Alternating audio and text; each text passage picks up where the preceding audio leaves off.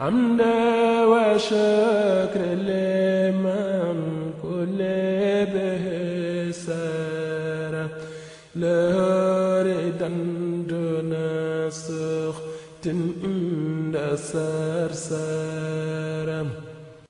Il y a une délégation qui est venue de Médine.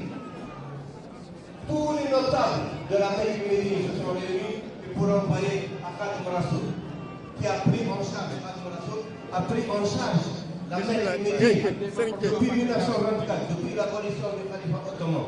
Et ça, c'est dans les témoignages des gens de Médine. Je vais les lire. Comme ça, les mourides comprennent ce qu'ils ont dans les mains. Parce que Khadim Rassoul lui-même, il a dit en répondant à la lettre des Médinois que le jour de la délégation de Médine, le jour le plus béni de l'histoire de ce pays, du Sénégal. Alors qu'aujourd'hui, les gens, c'est comme si c'était un fait ordinaire. Alors qu'à l'époque, quand quelqu'un il partait de l'Afrique, du Sénégal ou du Mali pour faire le pèlerinage, c'était un événement national. Les gens venaient de partout le féliciter. Et la Mecque et Médine sont venus à Touba faire le pèlerinage chez Serigne Touba. Et c'est devenu un fait auquel on n'attache pas d'importance. Pour ça que je l'ai dit, les mourides, nous-mêmes, on doit réaliser ce que nous avons. La délégation du Hijaz et la problématique wahhabi. Sous la nouvelle doctrine, la soixantaine de Zawiya Souf, des lieux saints, furent fermés. Les notables du Hijaz, composés des shérifs et des chefs de la Naqshbandiya, de la Khilwatiya, de la Sammaniya et de la Chadiliya, envoyèrent des émissaires au Sénégal pour trouver Khadim Rassoul à Dourbel et lui remettre la lettre et les doléances des habitants du Hijaz. Un poème composé par le grand maître Cheikh Omar Kurdi, qui était le faqih Shafi'i, le qadi Shafi'i de Médine, et joint à la lettre. La lumière de la sainteté est une preuve évidente, mais ne peut la distinguer que celui dont l'intellect est illuminé. Regardez cette lumière bien apparente sur le visage de celui qui a dissipé l'ignorance dans l'Afrique noire. C'est le Cheikh Ahmed qui s'est distingué par les louanges et les actions de grâce. C'est le chef de la haqiqa, de la tariqa et de la guidance. Il conduit les créatures vers leur Seigneur en toute évidence. Il est l'astre des connaissances qui rayonne sur les intelligences. Il est l'océan du savoir qui déborde de bienfaisance. Ô serviteur du prophète, toi dont les secrets sont au-delà de la compréhension, vos grâces nous sont parvenues jusqu'à Médine et vos chants ont enchanté notre atmosphère. Nous voici au nom des Médinois pour te présenter les hommages et les remerciements dus à ton illustre rang. Tu es notre protecteur et notre sauveur. Nous le clamons haut et fort, afin que les contemporains et les générations futures trouvent la voie du salut. Daigne, ô Cheikh, poser sur nous ton regard sanctissime, afin de purifier nos âmes et nous apaiser. Sois magnanime avec les habitants de Médine et satisfais leurs requêtes en égard au prophète élu. Sur lui la paix et le salut, tant que dureront les terres et les cieux. يا خادم المختار يا من أسراره جلت عن التعداد والتبيان حلت مكارمكم بتربة طيبة فتعطرت بعطائك الهتان. السلام عليكم ورحمة الله. السلام عليكم ورحمة الله. ñu ngi ñaan ci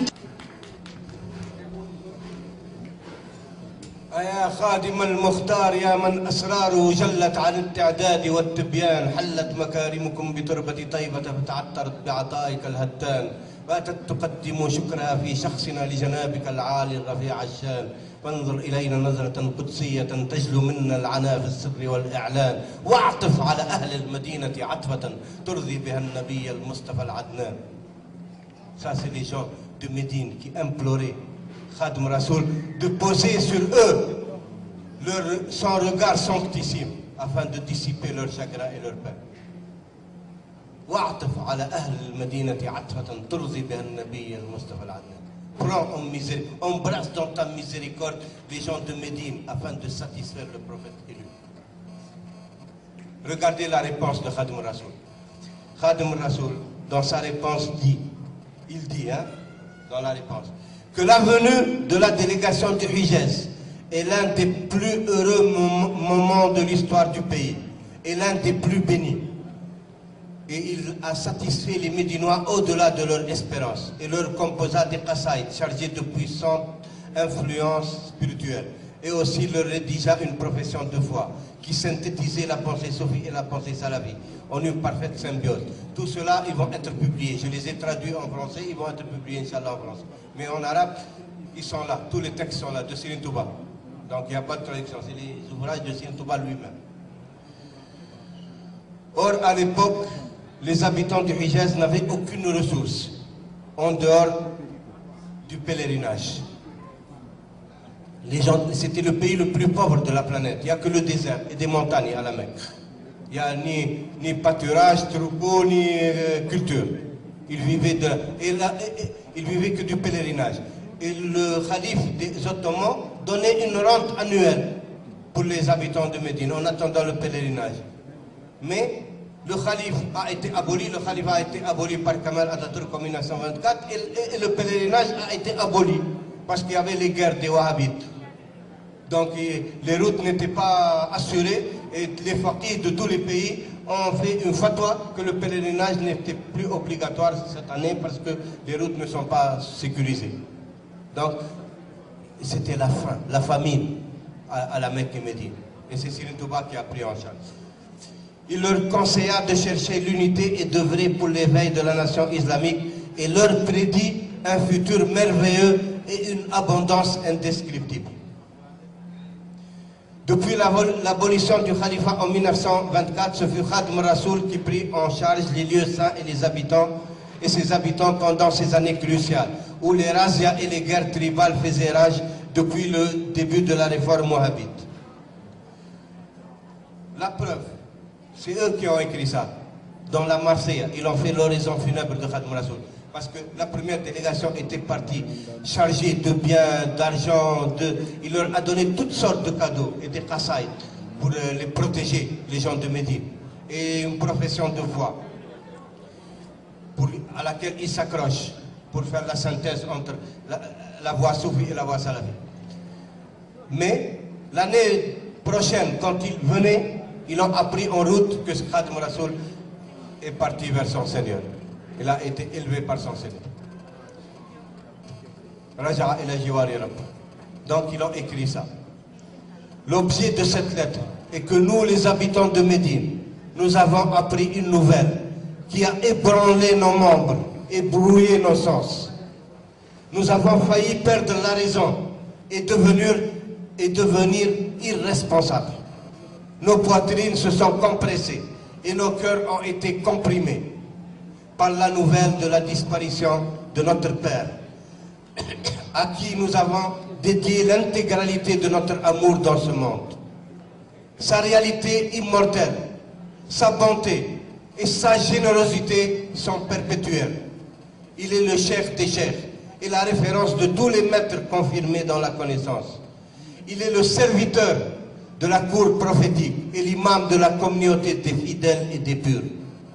Il nous a assistés quand la providence nous a défavorisés. Et il nous a secourus quand tous les pays nous ont délaissés.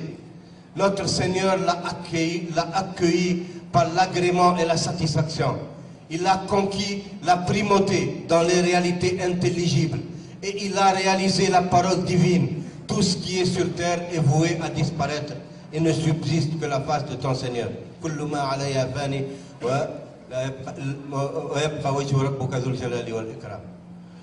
C'est le chef imam, notre maître Ahmed ibn Sayyidna Muhammad ibn Sayyidna Habibullah, sur lui l'agrément d'Allah. Un poème est joint à la lettre avec une note pour le calife Serigne Moudou Moustapha. Nous espérons de votre excellence qu'elle sera récitée en présence de nos frères, les disciples du Cheikh, afin que la participation de Médine, la lumineuse Médine al-Munawwara, soit attestée et que l'esprit immaculé du Cheikh plane sur tous les auditeurs pendant la récitation. ترفرف روح الشيخ على الحضر 12 ربيع الأول 1346 Un cheikh qui nous permettait de se glorifier de l'amour de l'élite spirituelle, les maîtres de ce monde. Un cheikh qui nous permettait de défier les ennemis. Il était notre sécurité perpétuelle.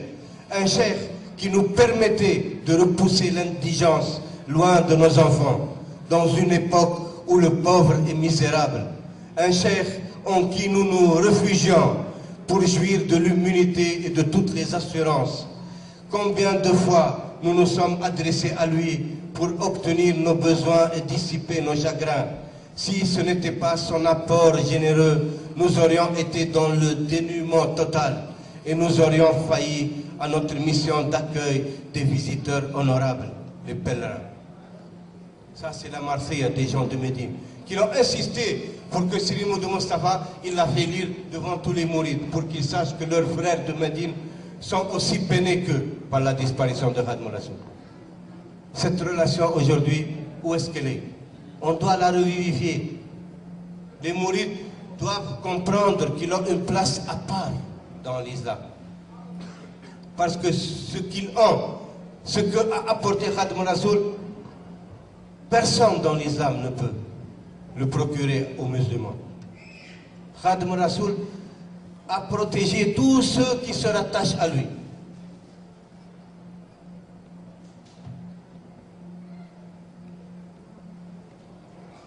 Khadimou Rassoul, il dit Maliku khazinun nirani la yanhu abadan ila jirani.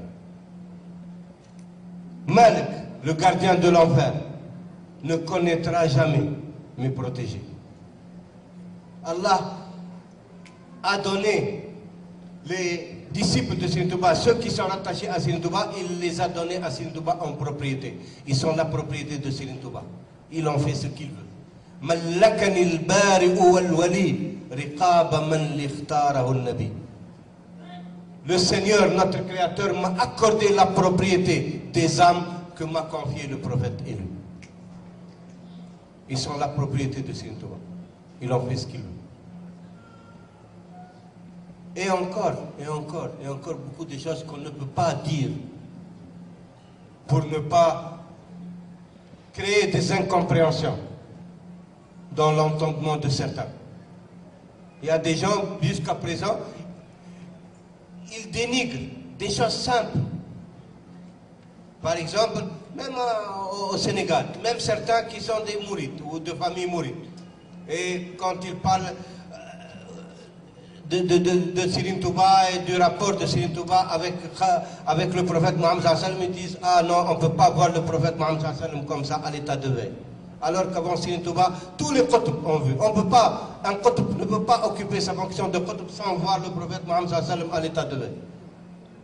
C'est le prophète Mohammed sallallahu alayhi wa sallam qui lui donne l'autorisation de fonder un voie. Un fondateur d'une tariqa, il doit avoir l'autorisation expresse du prophète Mohammed sallallahu alayhi wa sallam. Comment il va dire aux talibés, si vous faites ceci, vous allez obtenir ceci, si vous rattachez à moi, vous serez dispensé de cela ou de cela? Comment il peut le faire de lui-même? C'est par l'autorisation d'Allah et du prophète, c'est pas par soi-même. Sinon c'est un usurpateur qui dit cela. Et dans la voie, on ne peut pas tricher. Celui qui triche, il va se trouver en face de ses responsabilités. Tout ce qu'il dit, il va être retenu contre lui. Sa vue, son oui, tout ça vont témoigner contre lui. Donc on ne peut pas, ce n'est pas aussi facile que ça. Un jour, Khadimou Rassoul était en Mauritanie. Les savants mauritaniens, il y a des salafis, il y a des soufis en Mauritanie. Mais les Mauritaniens, dans la connaissance, ils sont inégalables. Ni les Saoudiens, ni les Tunisiens, ni les Égyptiens, personne ne peut faire la compétition avec les Mauritaniens. Ça, c'est connu dans le monde arabe. Quand un savant mauritanien, il vient à Al-Azhar, en Égypte, ou il vient en Tunisie, à Zaytouna, ou au Qarawin, à Fès, c'est lui qui enseigne la langue arabe. Même Taha Hussein, dans son livre Ayam, il a dit que Al-Azhar ne savait pas enseigner la langue arabe avant la venue du maître mauritanien, Cheikh Mohamed Mahmoud Talamiz, son professeur. L'université de Médine, le cheikh de Abdelaziz ibn Baz, c'est un Mauritanien, Mohamed Amin Chamqiti. Partout, les Mauritaniens, ils sont connus. Ils sont venus voir Serigne Touba, des savants mauritaniens, salafis et soufis. qui discutaient à propos de la vision du prophète Mohammed à l'état de veille. Est-ce que c'était possible? Parce que, tu sais, il faut connaître aussi les principes. Il y a ahkam al-aql ou ahkam al-shara. Ahkam al-aql, c'est ce qui est possible, ce qui est impossible et ce qui est nécessaire, une nécessité logique ou une possibilité logique ou une impossibilité logique. 3. Ahkam al-shara, 5. Wajib, mandoub, mubah, makruh, haram. Ça, c'est ça, c'est parmi les arguments de la raison. Est-ce qu'on peut ou ne peut pas? Est-ce que c'est possible ou c'est impossible de voir le prophète Mohammed? Ce n'est pas nécessaire, ça c'est vrai. On ne peut pas être une nécessité. Mais c'est une possibilité ou une impossibilité. Ils sont venus voir Serigne Touba. Khadim Rassoul, qu'est-ce qu'il leur a dit? Il leur a dit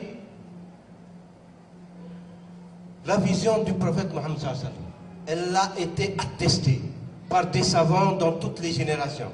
Et des savants propres, justes, Udoul Siqat, qui n'ont pas été accusés dans leur religion, comme Cheikh Abdel Jilani, comme Cheikh Abou Hassan Shadli, comme l'imam Sha'rani, Jalaluddin Suyuti, qui était une référence. Et ils l'ont attesté.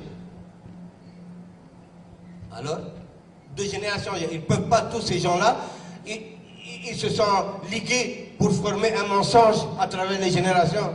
C'est impossible, logiquement. Donc, il faut accepter. Ils ont dit c'est un argument logique. Mais quand ils sont partis, ils ont dit mais pourquoi Khadim Rassoul n'a pas confirmé lui-même? Il dit dans ses écrits, le prophète Mohammed est venu me voir, il m'a dit ceci, le prophète m'a dit... Il dit, Serigne Touba, carrément, la preuve, quand j'écris ces lignes pour mes frères, le prophète Mohammed est venu me dire ceci et ceci. Et les Mauritaniens acceptent cela. Il dit pourquoi il n'a pas confirmé lui-même? Ils sont revenus pour lui demander de confirmer lui-même. Il les a laissés attendre jusqu'à la prière. Après, il a dirigé les prières. La prière, ils ont prié derrière lui. Il a demandé à l'un de ses disciples de les amener dans une tente où il n'y a que Serigne Touba qui entre. Personne n'entre dans cette tente. Ils sont entrés, tous ont vu le prophète Mohammed assis sur le lit et Serigne Touba par terre. Et il était comme ça, dans un état. Serigne Touba a demandé au prophète de prier pour eux. Il a prié, il est parti. C'est depuis ce jour que personne ne discute. Jusqu'à présent, les Mauritaniens, si quelqu'un ose contredire ou dit Serigne Touba dit celui-là c'est un ignorant, il ne sait même pas de quoi il parle. Yus Darabi fi Majamala. Un consensus total sur le cas de Serigne Touba. C'est un cas hors du commun. Personne ne peut. Tout ce qu'il dit, c'est où Allah l'a dit ou le prophète l'a dit. Il n'y a rien. On ne discute pas avec Serigne Touba. Jusqu'à aujourd'hui. Jamais il n'y a eu consensus total sur quelqu'un en dehors de Serigne Touba en Mauritanie. Et on a vu les gens de Médine, qu'est-ce qu'ils ont dit, pour comprendre un peu ces réalités. Le temps est fini. Je vous remercie. حمدا وشكر لمن كل به السارة له ردا دون سخط عند سرسارة حمدا وشكر لمن كل به السارة له ردا دون سخط عند سرسارة